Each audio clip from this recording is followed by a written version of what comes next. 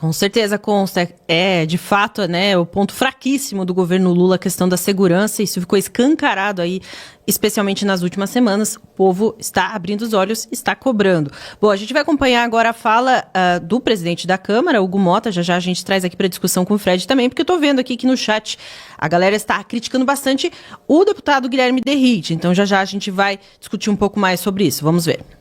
Dizer que nós não vamos permitir que nenhuma discussão aqui na casa coloque em risco a soberania do nosso país. Esse é o primeiro ponto, que é um ponto muito caro para nós.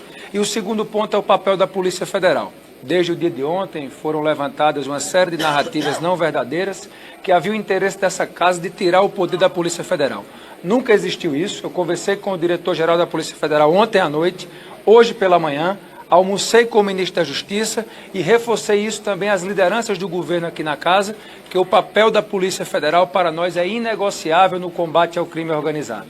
Então, para que as mudanças que atestem o papel dessa casa e o nosso compromisso com esse combate, eu quero que o relator possa fazer esse anúncio e a nossa expectativa é até o dia de amanhã construirmos o diálogo com as lideranças da casa e votarmos o projeto, quem sabe, no dia de amanhã no plenário da Câmara dos Deputados. Então, Fred, tem bastante gente criticando aqui no chat o Derrite. Queria ver se você acredita que foi uma falha ali mesmo do Derrite, como disse o Consta, ele tem boas intenções, mas precisou fazer política, digamos assim, e o problema está ali, literalmente, ao lado esquerdo dele, ali a pressão também do Hugo Motta e tudo mais. Não, acho que o Derrite está fazendo um bom trabalho. O texto, na essência, é um texto bom, especialmente por aumentar o rigor dado a essas organizações, penas que hoje irão de 20 a 40 anos, criação de um banco nacional das facções e dos faccionados, proibição de concessão de auxílio-reclusão a famílias de faccionados, limitação de uma possibilidade de infiltração de agentes dentro dessas organizações, dentre uma série de outras medidas. Essa questão específica de uma acusação de que o Derrite teria tentado esvaziar a competência da Polícia Federal, eu quero fazer uma explicação sobre esse ponto específico, que é um tema técnico. E há muita desinformação, e aí essa postura patética do senhor Hugo Motta, e aqui é importante que se diga, se o Derrite tivesse o respaldo do presidente da casa, com certeza ele teria mantido no texto a questão da classificação das organizações criminosas como organizações terroristas. Mas você vê esse senhor Hugo Motta, ele querendo se reunir com o delegado-geral da Polícia Federal. O delegado-geral da Polícia Federal tentou interferir de forma indevida no debate legislativo. Ele soltou uma nota patética tentando interferir no livre debate legislativo, alegando que o Derrite teria tentado interferir nas competências da Polícia Federal. Isso é mentira, eu vou explicar o porquê. O primeiro texto apresentado pelo Derrite, o primeiro relatório que previa lá um texto substitutivo ao projeto apresentado pelo governo, ele alterava a lei antiterrorismo. E a lei antiterrorismo, ela prevê que o combate ao crime de terrorismo no país é um crime que cabe à Polícia Federal combater. Um crime de competência federal. O que fazia o Derrite? Ele pegava essas condutas praticadas hoje pelas organizações criminosas e equiparava o crime de terrorismo, ou seja, sem designar essas organizações como terroristas, ele equiparava ao crime de terrorismo, o que na prática dá na mesma em relação ao tratamento jurídico conferido a essas organizações, e aí ele fazia um porém. Como a regra é de que os crimes da lei antiterrorismo sejam investigados pela Polícia Federal, ele fazia ali um porém. Falou, olha, em relação às condutas equiparadas a terrorismo, é de competência das polícias civis combater essas atividades. Assim como foi feito pela Polícia Civil do Rio de Janeiro, pela Polícia Militar do Rio de Janeiro, em relação à Operação Contenção, em que justamente aquelas condutas que, segundo o novo texto, que se fosse aprovado, seriam equiparadas a crime de terrorismo, caberia às polícias estaduais combater esses crimes. Então, o que o Derrite fez era só esclarecer que, como esse novo texto estaria dentro da lei do terrorismo, não caberia, como regra, a Polícia Federal fazer esse combate, mas, como regra, as polícias estaduais. Mas qual que é a regra hoje de atuação da Polícia Federal no país? E ele não alteraria essa regra, porque essa regra é constitucional e uma lei não pode alterá-la. Qual que é a previsão hoje de atuação da Polícia Federal? Sempre que presente um interesse, bem ou serviço da União, é caso de competência da Polícia Federal. Por exemplo, imagine que há a sede do IBAMA e que determinada pessoa entra na sede do IBAMA e rouba lá, furta um computador. Por o computador pertencer à União, ao governo federal, está ali presente um bem da União. Automaticamente se atrai a competência da Polícia Federal para investigar aquele crime. Além disso, a competência da Polícia Federal em combater crimes transnacionais.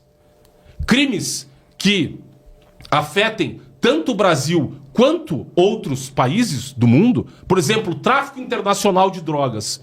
Cabe, constitucionalmente, à Polícia Federal combater crimes transnacionais. Além disso, crimes interestaduais. Crimes que afetem mais de um estado da federação, quando se exige uma repressão uniforme contra esse tipo de crime, também atraem a competência da Polícia Federal. E isso está previsto na Constituição Federal.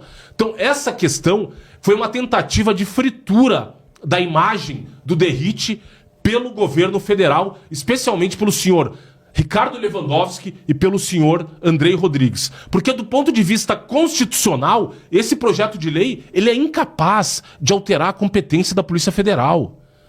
Então eles queriam dar um showzinho para dizer, inclusive o Fernando Haddad, uma declaração mentirosa, dizendo que o texto apresentado pelo DERIT seria leniente ao combate contra as facções criminosas. Então é importante restaurar a verdade aqui, que o DERIT fazia era preservar a competência das polícias civis, das polícias estaduais, que são as polícias judiciárias dos estados, para fins de investigação criminal.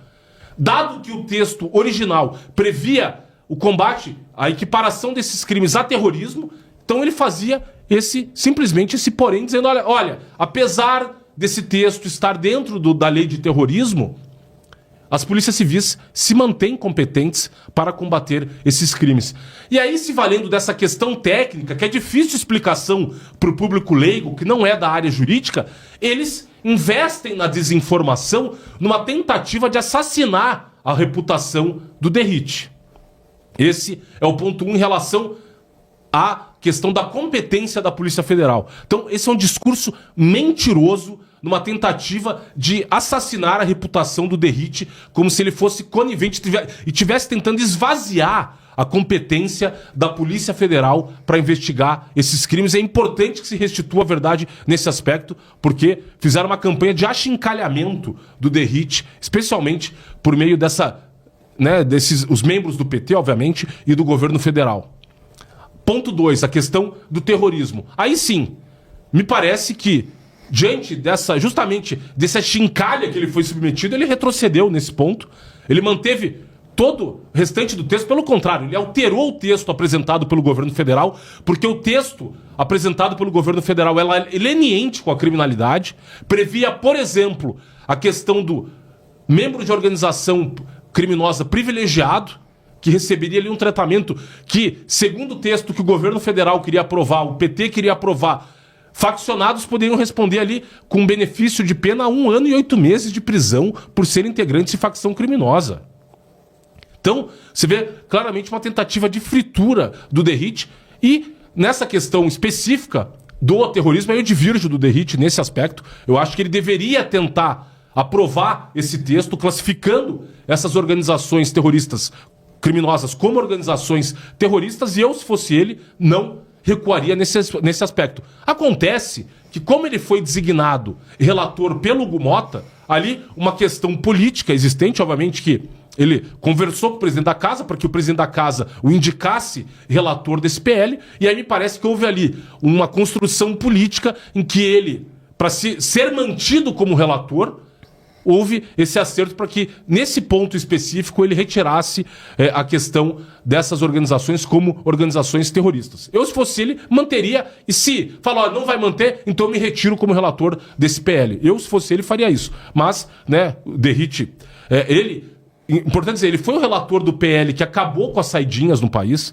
Foi um relatório e foi... Inclusive o Lula vetou esse projeto, essa lei, e aí o Congresso acabou por derrubar a questão do fim das saidinhas. E nesse ponto específico, então, você tem que, de fato, o Derrite retrocedeu, mas em todos os demais aspectos da lei, ele manteve o texto e, pelo contrário, ele melhorou o texto para fazer o enfrentamento devido a essas organizações criminosas. E, infelizmente, me parece, dado, né, a tecnicidade desse tema, desse assunto, a complexidade desse assunto, ele foi objeto aí de uma campanha de assassinato de reputação. Infelizmente, como são poucos especialistas nessa área, não houve ali uma oportunidade, dado inclusive o ritmo de discussão desse texto, que especialmente os especialistas pudessem analisar o texto e fazer uma defesa do Derrite, porque cabe sim fazer esse contraponto, essa tentativa de assassinato, repito, de reputação do Derrite por parte do governo federal, como se ele fosse leniente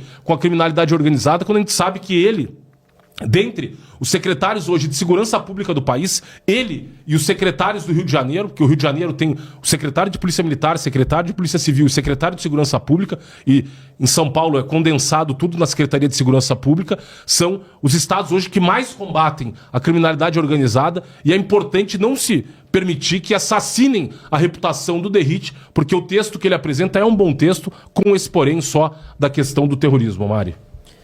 Boa, Fred. Ainda assim tem bastante gente, né? Existem divergências aqui no chat, inclusive o Rodrigo Sena, que fez um superchat, nos enviou dinheiro aqui, disse que, traduzindo, Derrite obedeceu às regras do sistema. Vamos conferir agora a fala do Sóstenes Cavalcante, líder do PL.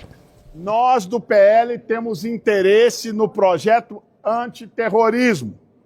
Nós nunca queremos enfraquecer polícia nenhuma. Todas as polícias são bem-vindas, primeiro. Segundo, o que nós queremos, sim, é colocar criminosos com armas de guerras na categorias de terroristas e não abriremos mão disso. Se o governo quer cantar vitória nesta pauta, o governo nunca teve domínio sobre a segurança pública do Brasil.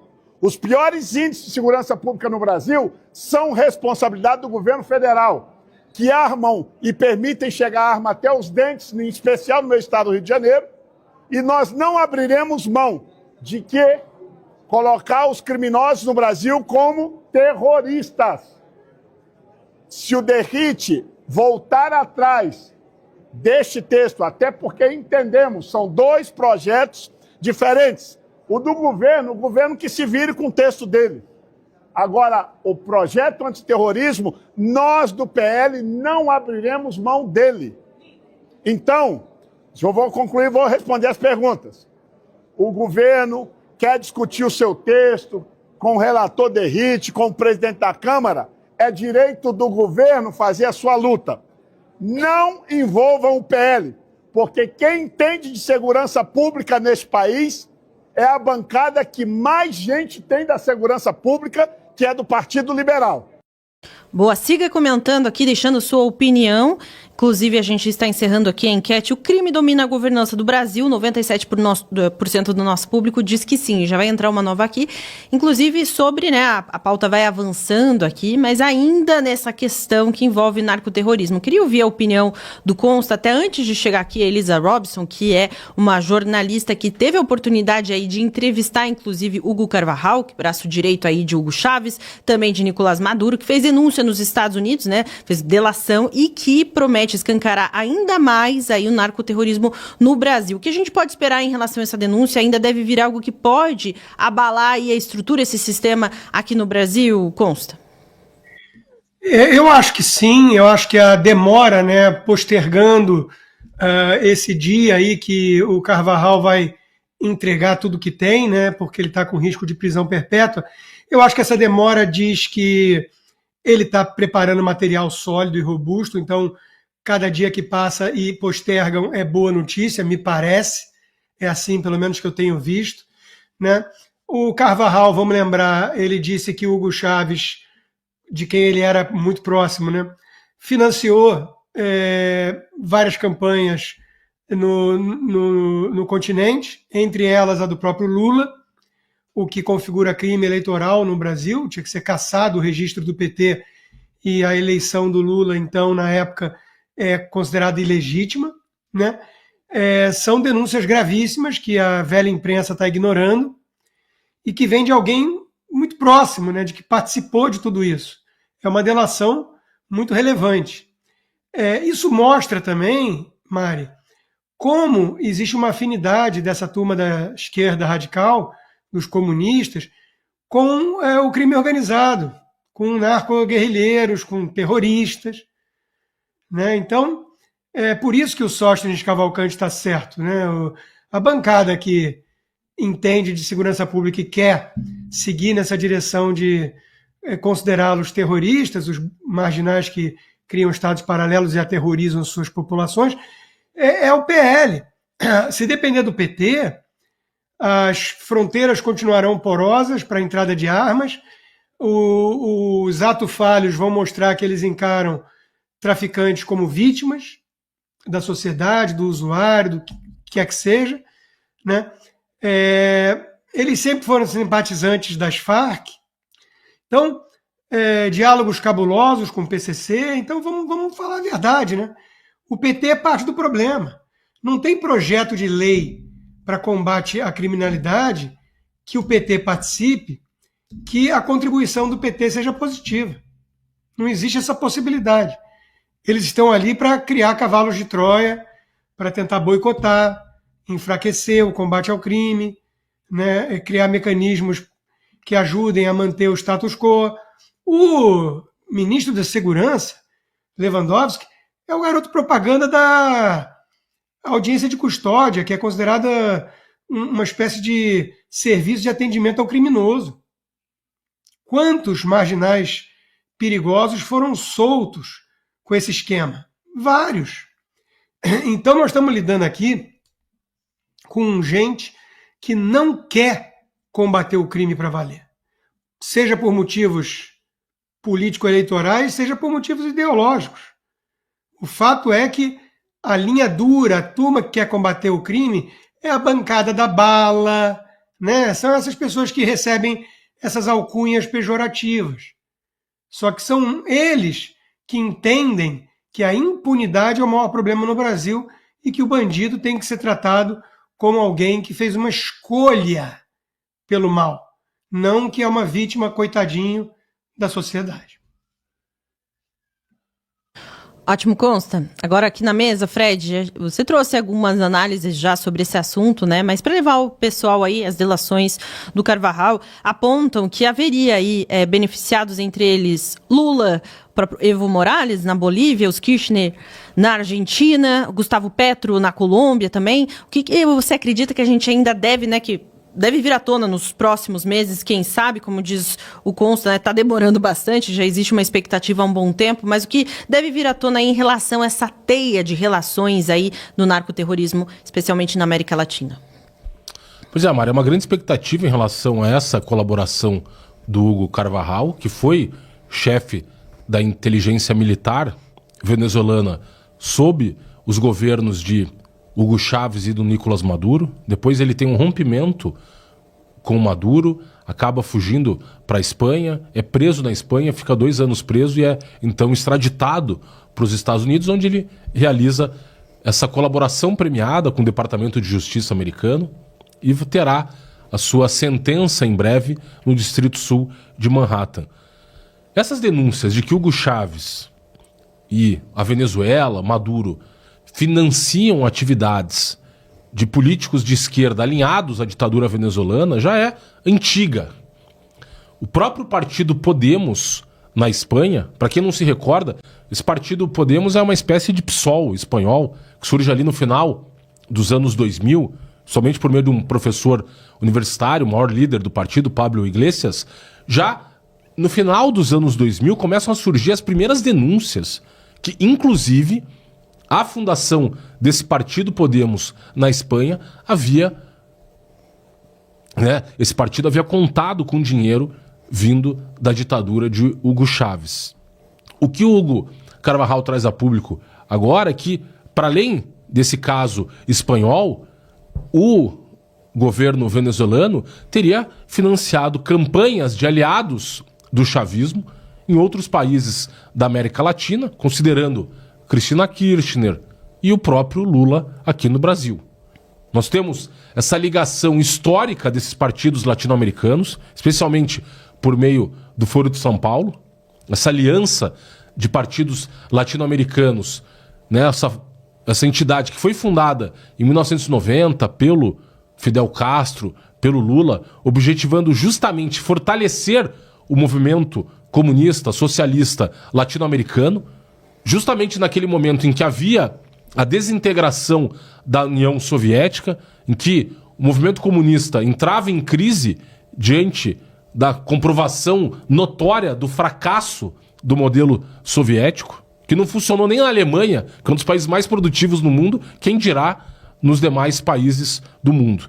E aí fica muito claro, por meio dessa colaboração do Hugo Carvajal, de que o governo venezuelano, especialmente por meio da PDVSA, que é a principal empresa do país, empresa estatal de produção de petróleo, mas também considerando essas denúncias de que o Estado venezuelano se transformou no narco-estado e se vale justamente do comércio ilegal de drogas para financiar as atividades da esquerda latino-americana, há a expectativa em relação às provas que serão apresentadas pelo Hugo Carvajal, que possam comprometer, eventualmente, as campanhas do Lula, que inclusive já há denúncias de financiamento ilegais de campanha em relação a dinheiro estrangeiro envolvendo campanhas do PT há muito tempo.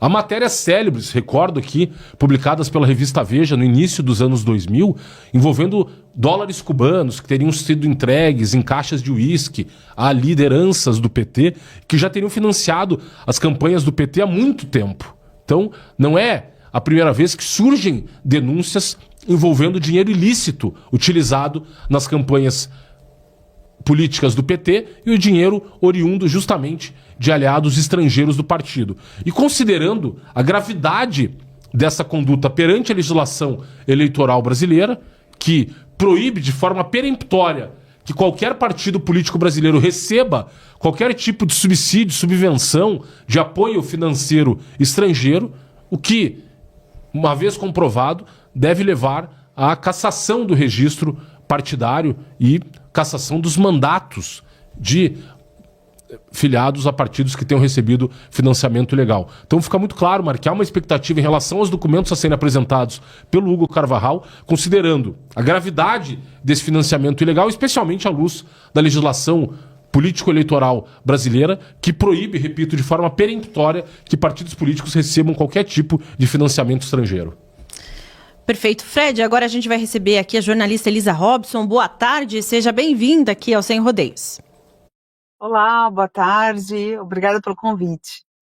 Ótimo. A gente até já fez uma introdução aqui sobre o assunto. Rodrigo Constantino e Frederico Juncker estavam analisando aí, né, tudo aquilo que Hugo Carvajal pode trazer ainda à tona e o que ele já trouxe em suas delações. A senhora que já pôde entrevistá-lo, né, gostaria que contasse pra gente o que mais chamou a atenção nessa entrevista, né, e qual que é a sua expectativa sobre o que ele ainda pode trazer de informações. Bom, a questão do Carvajal, todo mundo vem acompanhando, né, essas denúncias que ele fez já há bastante tempo, e eu fui atrás das informações não só lá na Espanha, como também em Nova York, e eu tenho acompanhado e tive a oportunidade de conversar com ele novamente, agora aqui em Nova York, e o que eu tenho percebido é que existem mais documentos que devem ser apresentados no sentido de consolidar essas denúncias.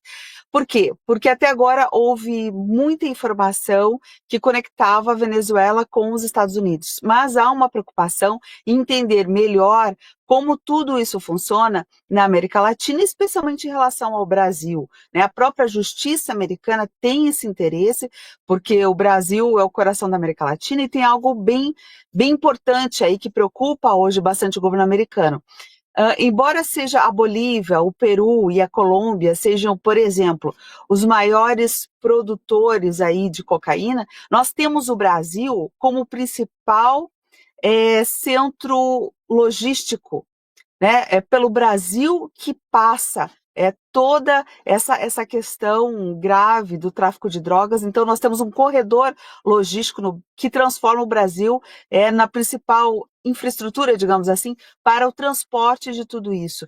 Então, há uma atenção especial agora do governo americano nesse sentido, de entender essas rotas, né, porque o Brasil, como o Brasil é usado para o transporte de toda essa droga, ainda que não seja o principal produtor, né, porque o Brasil é esse corredor logístico, e as coisas se agravam na medida que o governo brasileiro decide não colaborar, né, com as nações como os Estados Unidos que estão combatendo o tráfico de drogas, mas prefere atuar junto com proteger as ditaduras como a Colômbia e a Venezuela.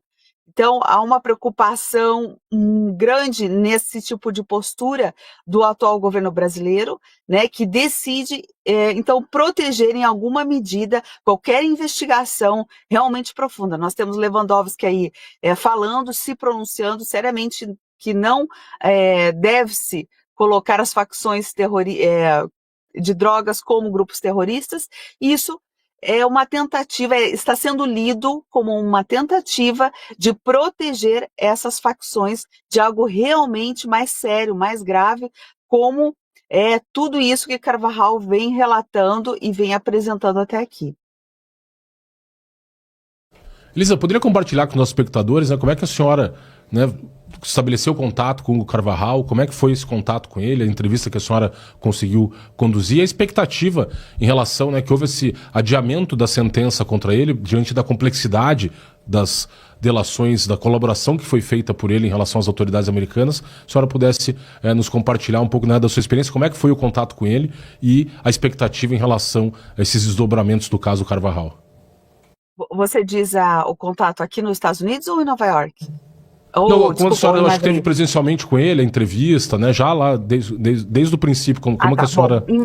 Ok. Na Espanha, eu fui então, pessoalmente, né, até a Espanha, fui até a prisão de Extremeira, onde ele estava, e tentei de todas as formas, não só estar lá, né, na parte introdutória dessa prisão, mas fazer o contato direto com ele. A forma que eu consegui naquela ocasião foi realmente com a interlocução tanto da esposa quanto da advogada. São as duas pessoas principais que acessavam o Carvajal lá em especial. Então, eu fui e com elas lá dentro da prisão de Extremeira, eu consegui conversar com ele por interlocução. Então, eu enviei as perguntas para a advogada e a advogada entrava na cela, exatamente onde ele estava, e me trazia as respostas que eu precisava. Algumas ele respondeu, outras ele não respondeu. E aqui nos Estados Unidos, eu gosto de dizer que eu tive um upgrade, né? Eu tive um avanço, porque aqui, embora eu ainda não tenha tido, né, essa permissão para conversar olho no olho com ele na cela, eu tive a autorização da Justiça norte-americana para conversar com ele diretamente, agora sem a advogada, mas por meio eletrônico.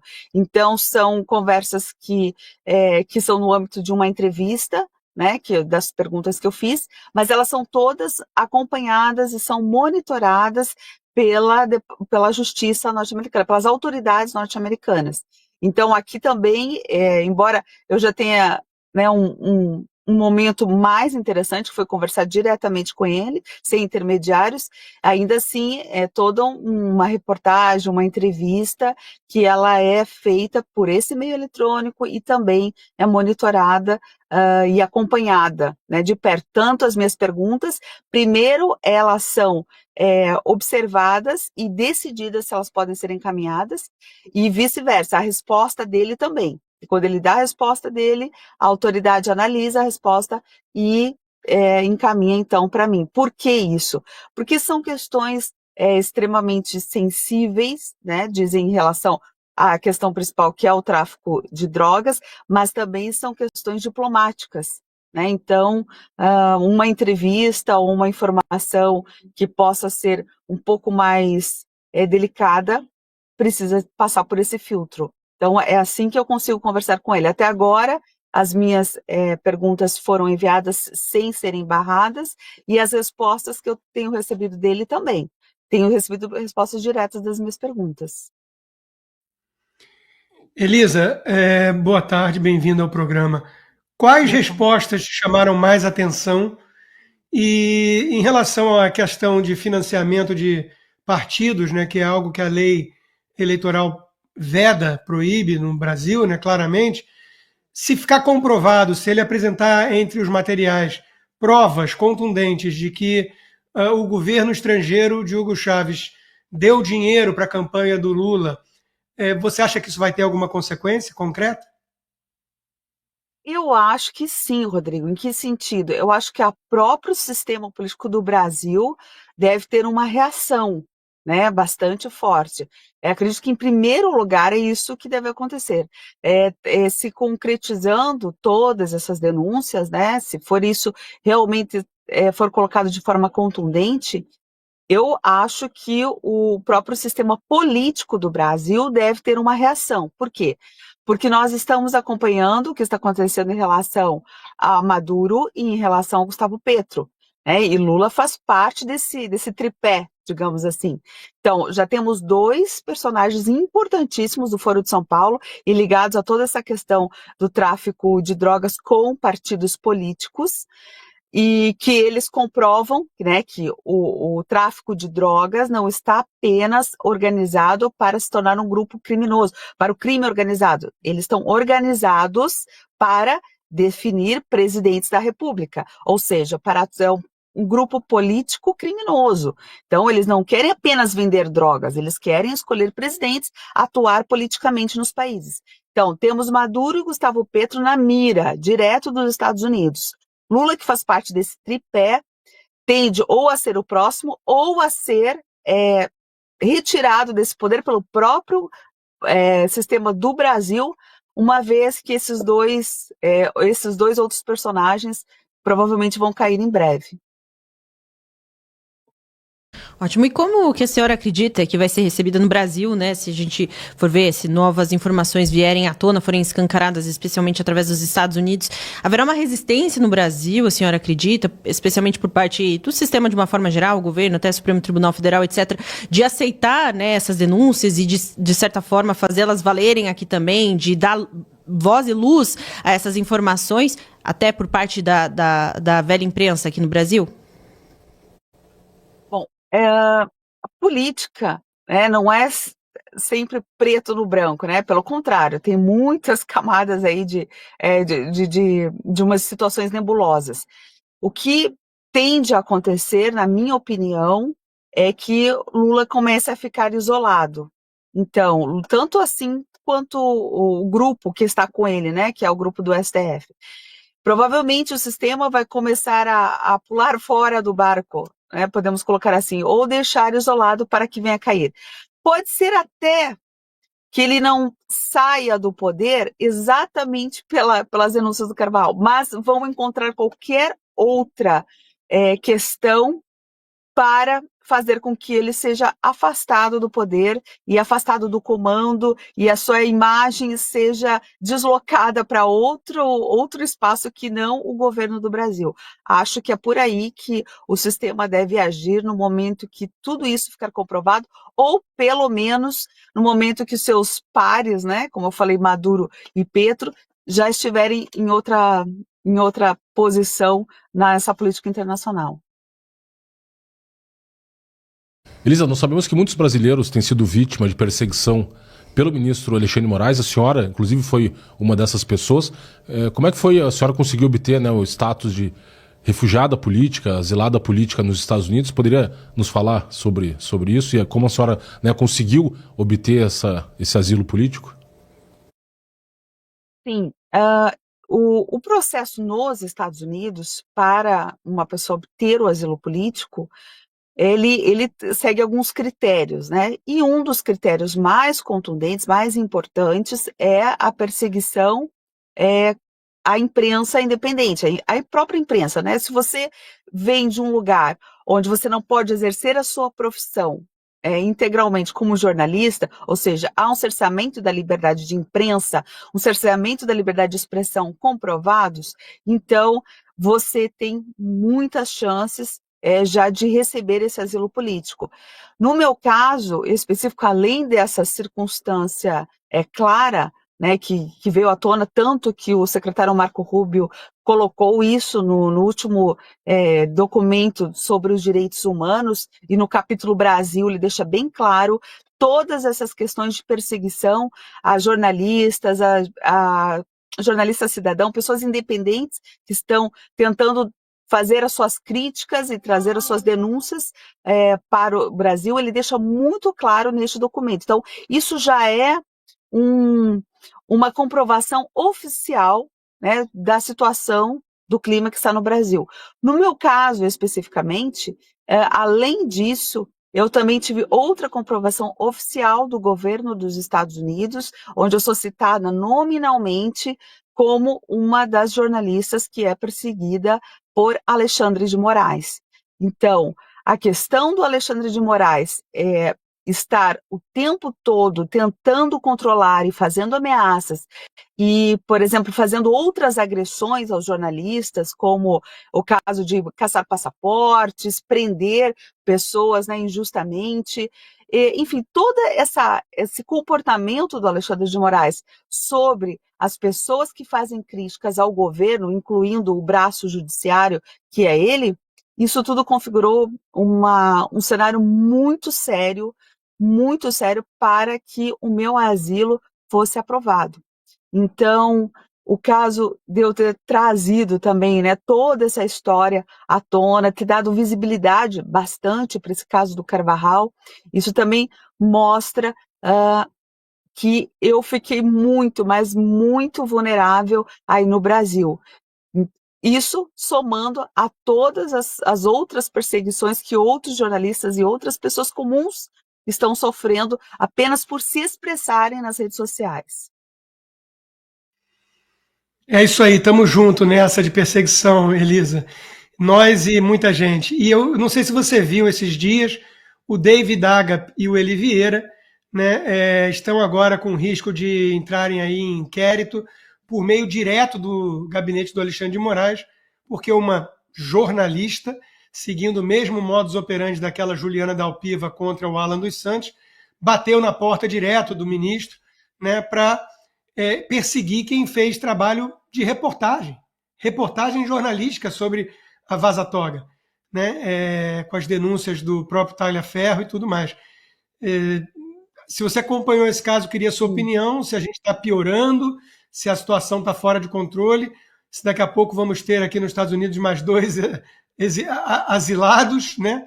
Como é que você está vendo isso tudo? Bom, isso é um escândalo, né? É um escândalo o que foi feito aí, nesse caso, em todos os casos a gente fica muito estarrecido, mas esse caso, ele realmente é chocante, né? É chocante porque é igualzinho o sistema que ocorre na Venezuela, por exemplo, em outras ditaduras. Né? É tudo uma conexão política, passa-se por cima de lei, de etapas, né? de tudo o que deveria ser justo em qualquer situação que a pessoa queira confrontar em relação ao trabalho de um jornalista. Né? Isso tudo é atropelado. Então é um escândalo aqui nos Estados Unidos, esse tipo de coisa só reforça, né, o quanto eles estão certos, tanto no meu caso de terem me dado proteção para que eu não fosse presa arbitrariamente, né, como é o que Moraes está fazendo com muitas pessoas, e também, principalmente, essa questão, né, que é para amordaçar. Então, esse tipo de conduta, esse tipo de orquestração para cima de 2 jornalistas que fizeram o seu trabalho honestamente, é principalmente para emudecer, né, para que sirva de exemplo para outros jornalistas não lidarem com esse assunto, não fazer esse tipo de investigação. Então, usa-se tudo isso como uma arma ideológica muito pesada e só comprova que o governo americano está certo em proteger jornalistas que tentam fazer o seu trabalho, né, seja de forma independente, até seja por uma empresa, mas que estão sendo calados, né, de forma muito violenta. Isso é um ato violento que foi feito em cima desse jornalista, sem sombra de dúvida. Elisa, eu vou aproveitar e te passar aqui uma dúvida do pessoal que está no chat. Isaías Soares da Silva questionou: Elisa, Hugo Carvajal está protegido na prisão? Ele tem informações sobre a Odebrecht? Bom, eu perguntei para ele, não apenas especificamente sobre as campanhas políticas que ele declarou, né, que ele descreveu como elas foram financiadas no Brasil. Perguntei de outros órgãos. Eu perguntei, por exemplo, se ele tinha informações sobre como a Itaipu era usada nesse sistema, como a própria Petrobras, se ele tinha novas informações em relação ao uso da nossa estatal com a PDVSA. Perguntei das construtoras como a Odebrecht. Então, eu fiz várias abordagens com ele para saber o que mais que havia de conexão entre esses escândalos que foram descobertos principalmente pela Lava Jato e toda essa estrutura que havia lá na Venezuela.